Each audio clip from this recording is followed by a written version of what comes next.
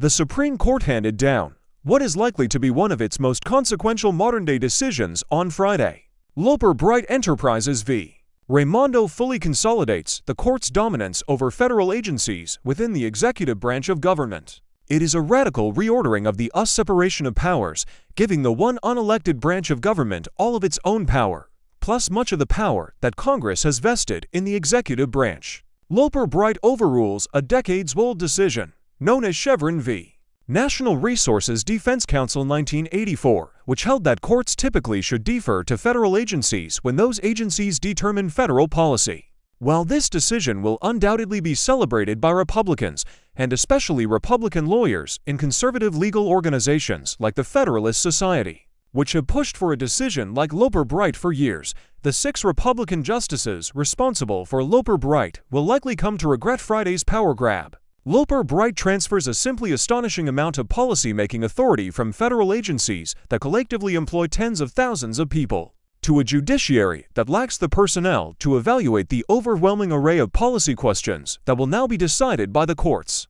This problem will be felt most acutely by the Supreme Court itself, which has only 9 justices staffed by a bare handful of law clerks and a skeletal administrative staff. The court's decision to seize this power is all the more puzzling because it has already given itself sweeping authority to veto nearly any decision by an executive branch agency that, in the court's words, involves a matter of vast economic and political significance. The court's Republican majority, in other words, is already the final word on any policy-making question that Congress delegated to a federal agency, which triggers a partisan controversy.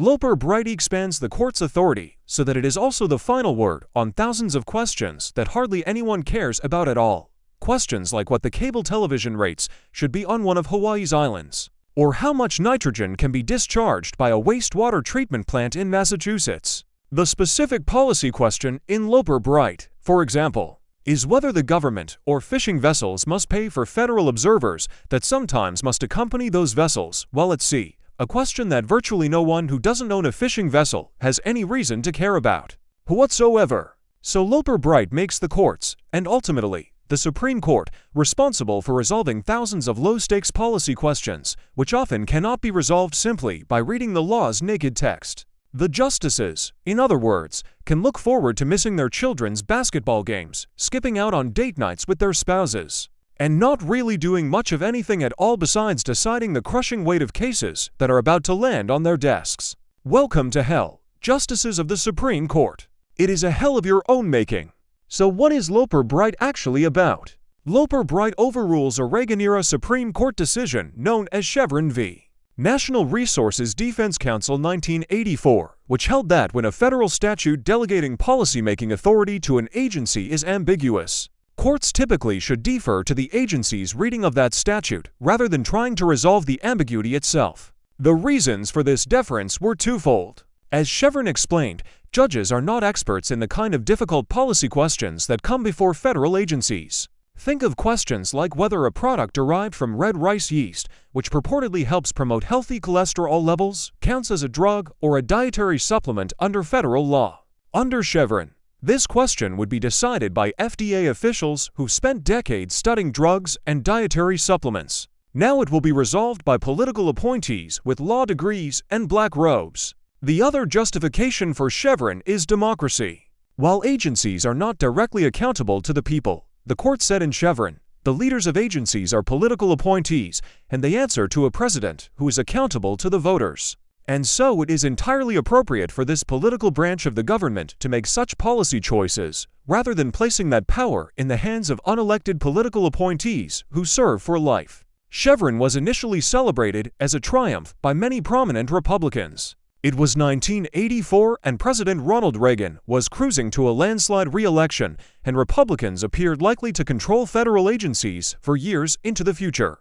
Many federal courts, meanwhile, were still dominated by liberal Johnson and Carter appointees who were prone to striking down the Reagan administration's deregulatory actions. So Chevron meant that those courts would have to butt out and let Reagan and his appointees determine the direction of government. One of its biggest cheerleaders was Justice Antonin Scalia, the conservative icon, who predicted in a 1989 lecture that in the long run Chevron will endure and be given its full scope because it reflects the reality of government.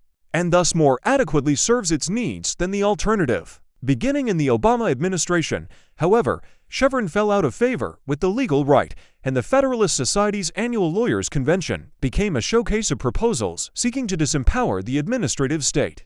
Many of the same Republicans who praised Chevron when it enabled Reagan-era Republicans to roll back regulations abandoned that view when President Barack Obama's appointees were in charge of the agencies. Federalist Society calls for Chevron to be overruled reached a fever pitch as Republicans consolidated more and more control over the Supreme Court. Why should policy-making authority be wielded by the executive branch, which will sometimes be controlled by Democrats, when it could be wielded by a judiciary firmly in Republican Party hands? And so Roberts' opinion for himself and his fellow Republican justices is an ode to judicial power. The framers envisioned that the final interpretation of the laws would be the proper and peculiar province of the courts, Roberts declares in Loper Bright. Indeed, his opinion seems to deny even the possibility that statutes are sometimes ambiguous and subject to multiple plausible interpretations. Courts, he writes, understand that such statutes, no matter how impenetrable, do in fact, must have a single, best meaning.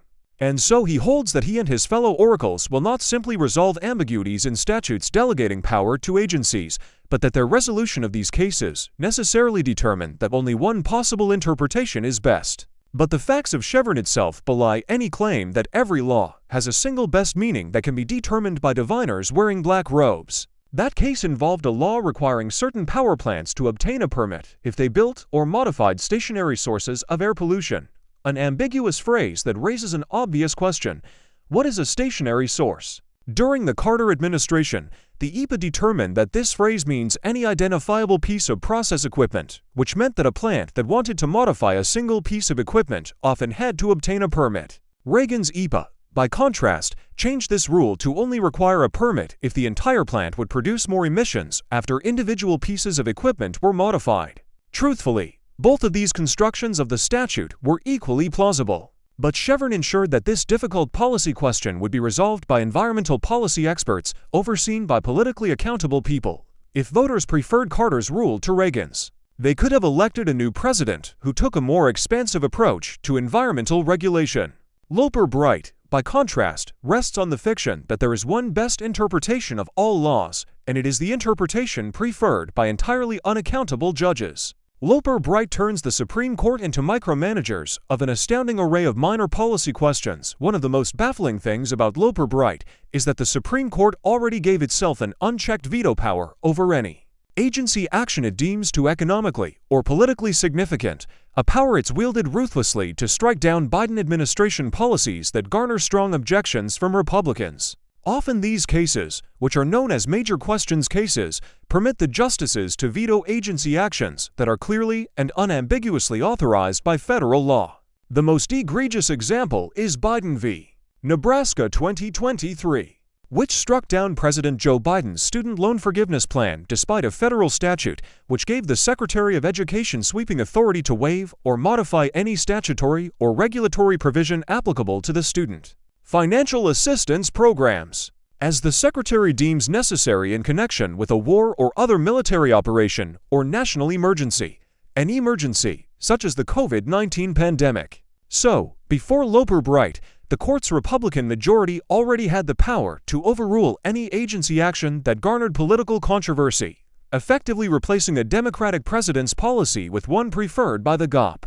After Loper Bright, the court is now the final word on a broad range of policy questions that hardly anyone cares about, but that are very important when taken in the aggregate, and that often involve hyper-technical questions that are far beyond the justice's expertise. How much nitrogen may be discharged by a wastewater treatment plant in Taunton, Massachusetts? Is there effective competition between cable TV providers and streaming video providers in Kauai, Hawaii? Does the process of mixing and bagging sand constitute milling, which is regulated under the Mine Safety and Health Act, or manufacturing, which is regulated under the Occupational Safety and Health Act? Which electrical facilities are used in local distribution or only for the transmission of electric energy in intrastate commerce and therefore exempt from certain federal regulations? Does a service that streams live programming over the internet qualify as a cable system under the Copyright Act? Federal courts will soon be inundated with lawsuits forcing them to decide questions like these, which, under Chevron,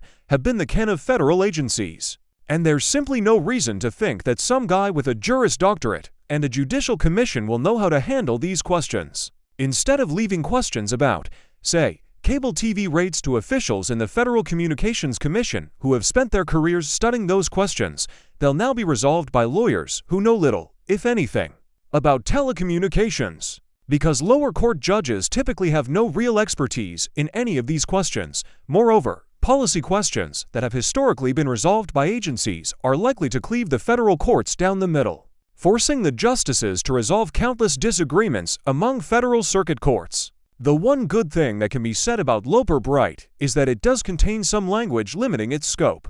Roberts concedes that the best meaning of a statute will sometimes be that an agency is authorized to exercise a degree of discretion, and most likely to prevent the courts from being forced to relitigate every single challenge to a federal regulation filed in the last 40 years. Roberts also declares that we do not call into question prior cases that relied on the Chevron framework. Loper-Bright gives Roberts and his colleagues the final word on any new regulation issued by a federal agency, but it avoids the chaos of undoing for decades of previous decisions. Still, Loper-Bright is an earthquake that reorders US law, and that transfers a simply astonishing amount of authority away from democratically accountable officials and to a Republican judiciary. It is likely to lead to worse governance, more arbitrary decisions, and even more contentious judicial confirmations because so much now turns on which party controls the courts. And the biggest losers of all may be the justices themselves. I hope that Chief Justice Roberts didn't plan on seeing his wife and kids anytime soon